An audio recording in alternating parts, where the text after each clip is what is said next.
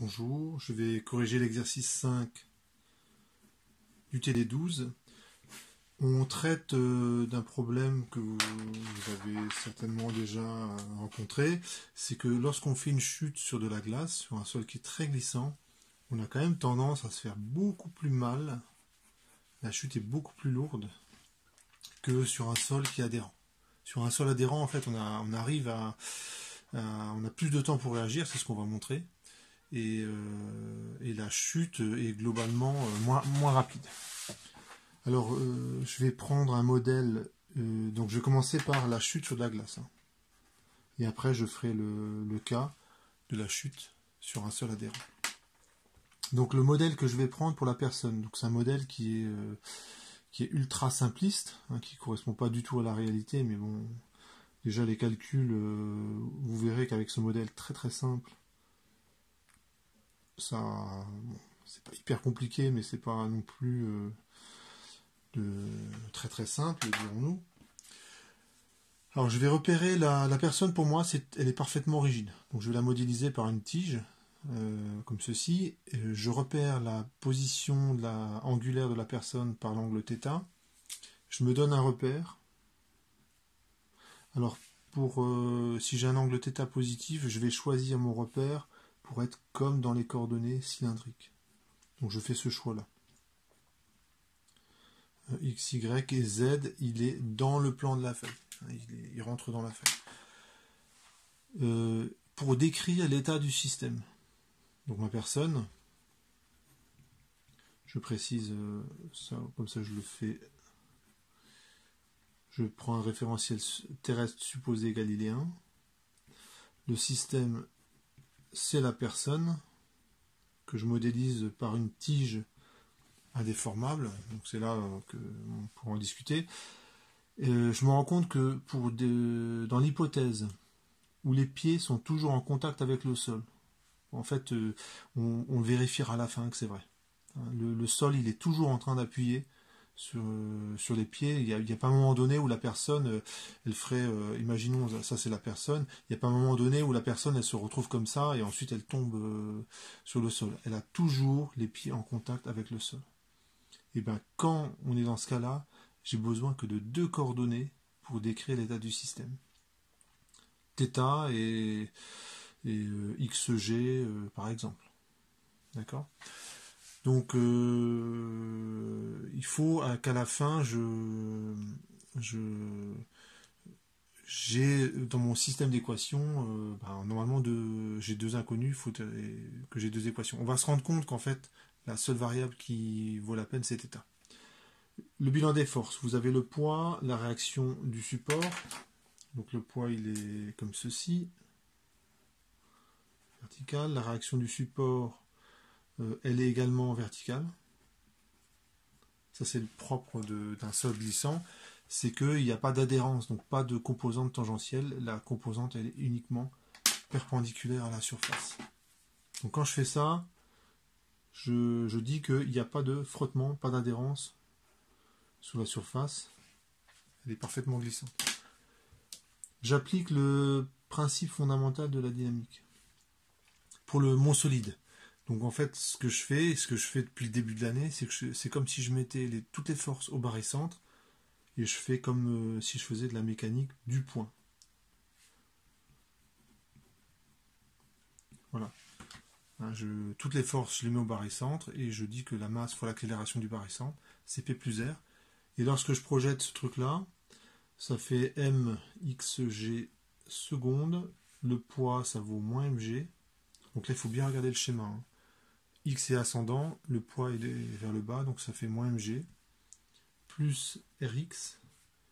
Et myg, c'est cette équation qui m'intéresse le plus, là, celle que je suis en train d'écrire.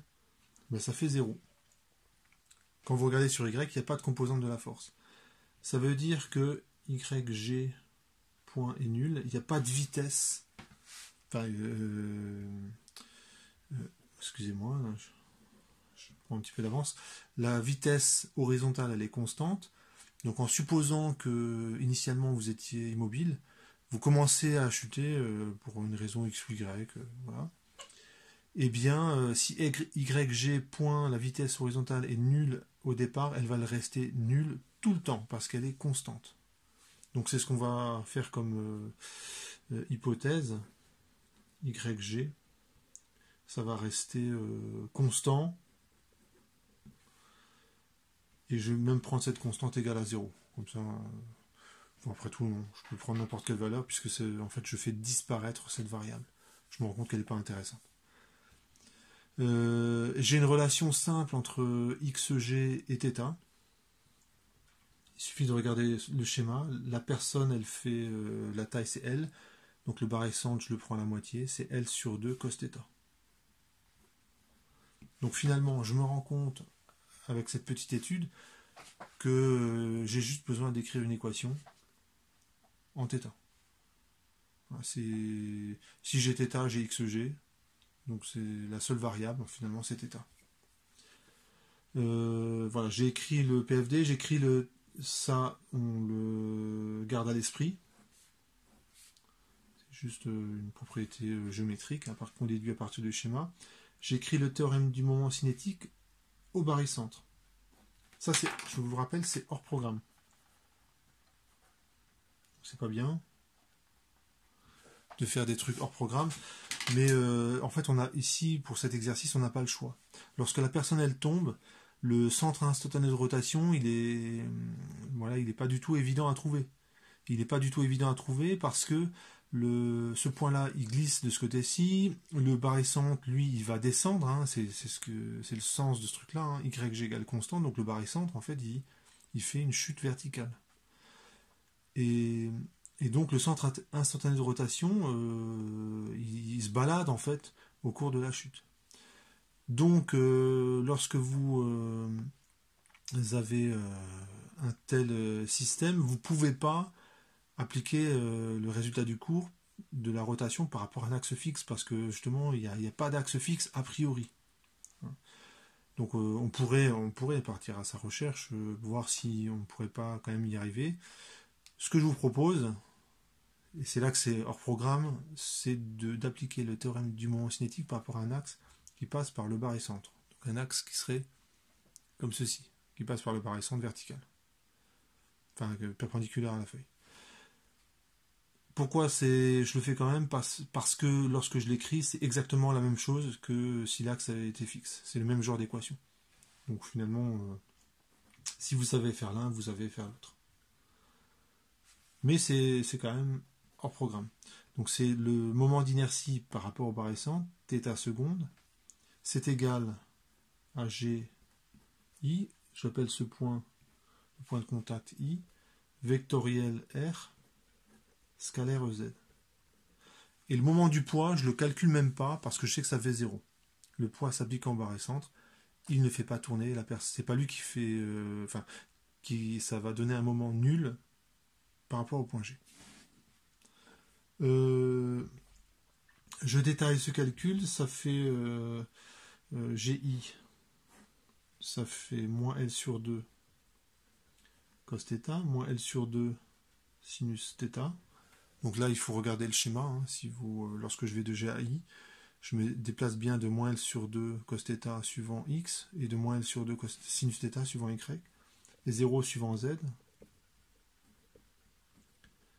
Vectoriel. Le poids, la réaction, je n'ai qu'une composante suivant X. Et ce produit vectoriel, je ne vais calculer que la composante suivant Z, hein, parce que lorsque je vais faire scalaire Z, je ne vais garder que celle-là. Et quand vous faites le calcul, ça fait L sur 2 sinus θ fois R de X. Ce résultat, j'aurais pu l'écrire directement. Vous savez qu'à le moment d'une force, c'est le bras de levier qui serait... Donc c'est la plus petite distance entre la force et l'axe que j'ai choisi, fois la force. Et ben, le bras de levier, c'est cette distance-là, et c'est L sur 2 sinus θ. Donc on retrouve le résultat. Il y a bien un signe plus, parce que la force telle qu'elle est là, la force R, elle fait tourner le système dans le sens trigo, comme ceci, et donc il y a un plus. C'est cohérent. Ensuite, ce que je peux faire maintenant, c'est alors soit je mets Rx là-dedans, je peux calculer, dériver deux fois cette relation et j'aurai une équation en θ que je peux résoudre numériquement. Je peux le faire comme ça, allons-y. Donc voilà, j'ai rappelé les équations que j'ai obtenues. Donc j'ai ici les inconnus, c'est xg, rx et θ, et j'ai trois équations. Je peux éliminer rx ici, en réinjectant, en l'isolant ici et réinjectant dans la première équation. Et ce que je peux faire, c'est dériver deux fois cette équation. Comme ça, j'aurai xg seconde en fonction de θ et ses dérivées successives. Donc ça, je vais faire les calculs. Donc là, il y a une petite phase calculatoire. Voilà, donc je me suis avancé un peu dans les calculs. Je vous laisse vérifier que c'est bon. Je vais ensuite réinjecter le xg seconde. Hop. Là-dedans.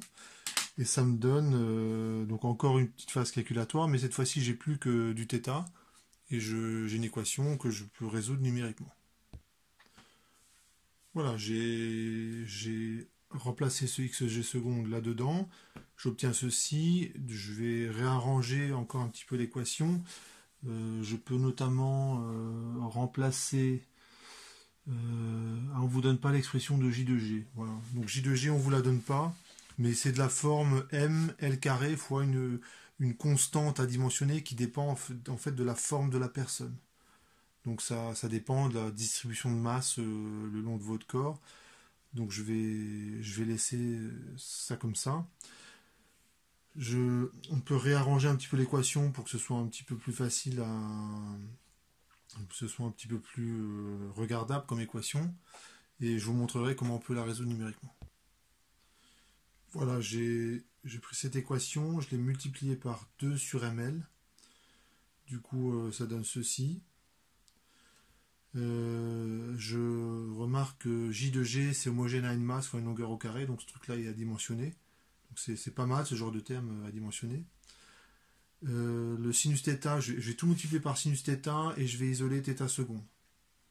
Et une fois que j'ai isolé θ seconde, je peux faire vous allez voir que c'est assez facile de faire la résolution numérique. Voilà, j'ai quasiment isolé θ seconde. Et si je veux vraiment l'isoler, j'ai juste à diviser ça par ça. Donc, c'est une équation qui est quand même pas super simple, alors que j'ai vraiment simplifié mon problème. Hein, et même là, on arrive à une équation qui n'est pas du tout évidente à résoudre a priori. Numériquement, qu'est-ce qu'on va faire? C'est que on va écrire une fonction qui prend comme argument un vecteur x. Hein, donc là, j'écris un peu de code Python. Et ce vecteur x, donc je l'écris dans mon programme, ça va être un tableau type array.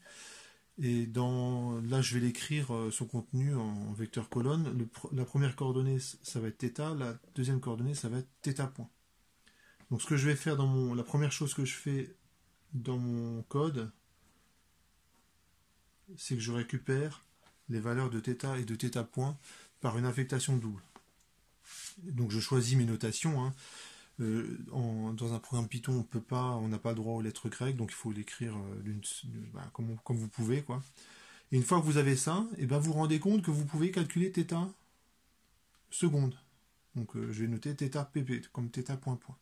C'est ce truc-là qui dépend de θ et de θ point, mais justement je les connais, de g et de l qui sont des paramètres, et que je divise par un truc, là aussi c'est des paramètres que je connais. Donc θ point point, je peux le calculer. Et du coup, je peux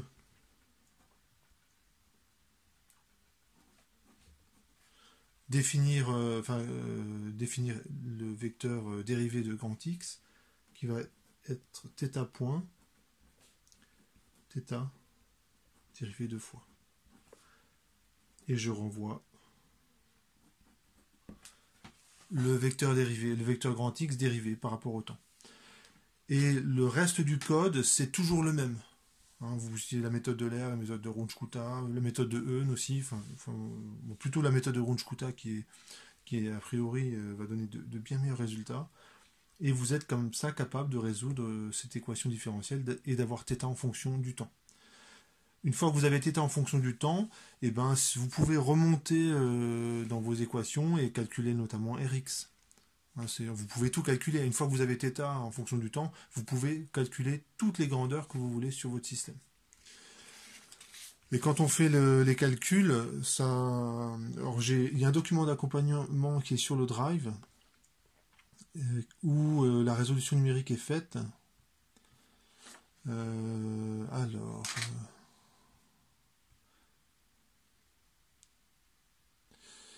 attendez, je reprends les courbes. Donc les courbes sont sur le Drive. Hein. Je le reproduis rapidement. Là, c'est θ en fonction du temps. Et θ point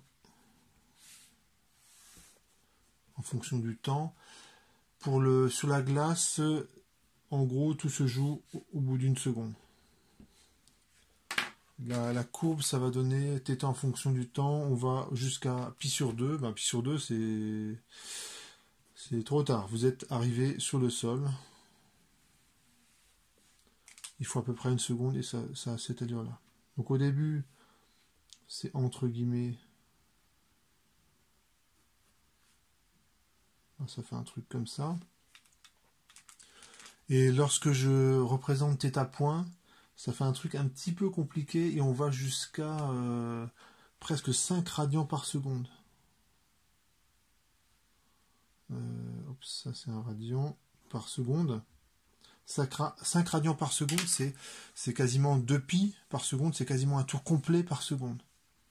Donc c'est une vitesse de rotation quand même assez importante. Hein, et il ne s'agit pas de tourner sur vous-même.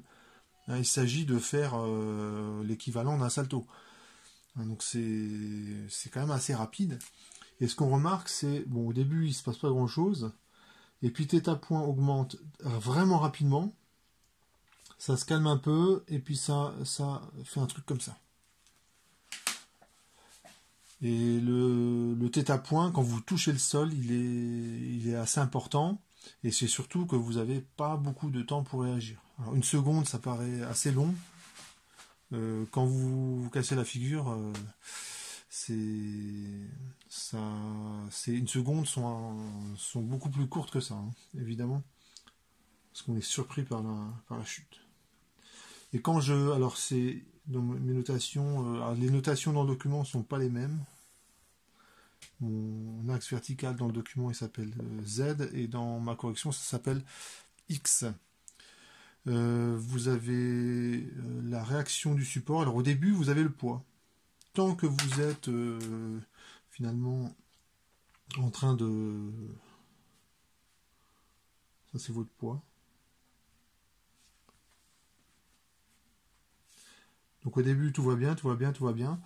Et lorsque vous commencez vraiment à tomber, la réaction du sol, elle décroît et elle augmente un petit peu à la fin. Mais vous avez toujours les pieds qui sont en contact avec le sol. Hein. Vous ne faites pas un mouvement, imaginons que le sol est comme ceci. Vous ne faites pas un mouvement de ce style-là et puis ça. Lorsque vous tombez, vous avez toujours les pieds en contact avec le sol. Donc évidemment, ce modèle-là, il est assez simpliste, hein, puisqu'on suppose quand même que lors de la chute, vous restez immobile, bien rectiligne comme une planche. Donc c'est évidemment très discutable. Donc voilà pour la chute sur un sol glissant. Je vais également, avant de passer à la chute sur un sol adhérent, je vais juste faire une petite parenthèse pour trouver cette équation-là. Donc ce que j'avais fait, c'est que je prends Rx, je l'avais mis là-dedans, θ seconde, j'avais dérivé 2 fois xg, je l'ai réinjecté. J'aurais pu m'y prendre un petit peu différemment, donc j'ai juste écrit l'équation. J'aurais pu écrire une équation énergétique. Pourquoi? Parce que lorsque vous chutez sur un sol glissant, il n'y a pas de frottement. Donc l'énergie se conserve. Et bien ça donne quoi l'énergie? Ça fait 1 demi de J de G. Oups, J de G. θ point carré. Plus 1 demi de mxg point carré. Donc ça c'est l'énergie cinétique de rotation. Un solide, vous savez que il peut emmagasiner de l'énergie cinétique de rotation lorsqu'il tourne sur elle-même, lorsqu'il tourne sur lui-même. Et vous avez aussi, ben ça vous la connaissez depuis longtemps, c'est l'énergie cinétique de translation. Donc quand un solide se déplace, il y a 2 contributions à l'énergie cinétique. Vous avez l'énergie potentielle, c'est mg xg, et ça c'est une constante. Et c'est mg L sur 2. Effectivement, quand la personne est debout au début de la chute, sa vitesse est nulle, sa vitesse angulaire est nulle, et la hauteur du barré-centre c'est L sur 2. Donc si vous regardez cette équation, si je remplace xg point, ça vaut moins L sur 2 sinus θ, θ point. Je remplace xg, ça vaut L sur 2 cosinus θ. Donc le xg, hop, je le mets ici, le xg point, je le mets ici. Et lorsque vous écrivez cela, vous avez une autre équation différentielle qui est du premier ordre. Donc je vais finir le calcul. Voilà, donc j'écris l'équation énergétique, je l'ai un petit peu travaillé en remplaçant xg point et xg. Je continue à la transformer. Alors pour que ça ressemble un petit peu à ce que j'ai déjà écrit, je vais multiplier par 4 JG sur ml carré pour que ici ça fasse 1. Et donc ça donne sinus carré θ plus 4 JG sur ml carré.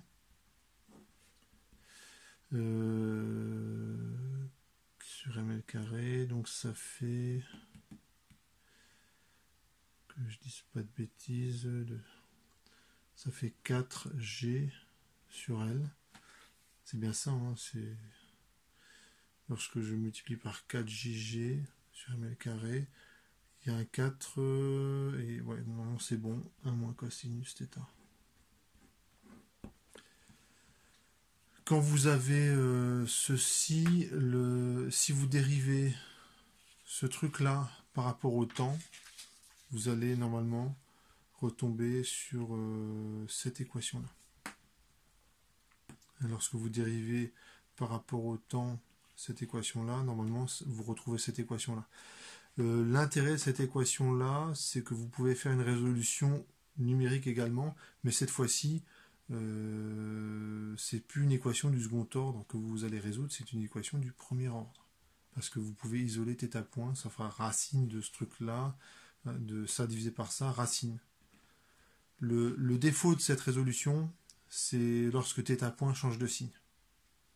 Ça c'est le problème de cette approche là, c'est que vous aurez énormément de mal à gérer le cas de θ point qui change de signe. Donc chaque fois que θ point s'annule, ben, vous ne savez pas si θ point il va changer de signe ou bien est-ce qu'il va rester il va rester du même signe.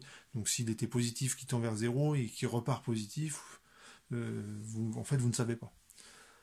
Et du coup cette équation là elle est quand même un petit peu meilleure. Donc je vais vérifier que quand je dérive ça, je retourne bien là-dessus, hein, pour vérifier la cohérence de mes calculs. Et puis je ferai une deuxième vidéo avec la chute sur un sol adhérent.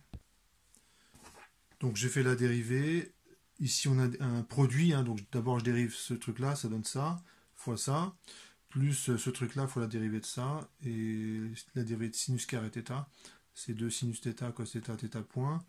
Quand je dérive ce truc-là, ben, va juste me rester ça. J'ai une simplification, le θ point, il apparaît sur chaque terme. Il y a le 2 là qui s'en va, et ça va donner un 2. Et normalement, c'est l'équation. Je retrouve cette équation-là, donc tout va bien. Voilà, pour le jeu, dans la deuxième vidéo, je ferai la résolution pour la chute sur un sol adhérent.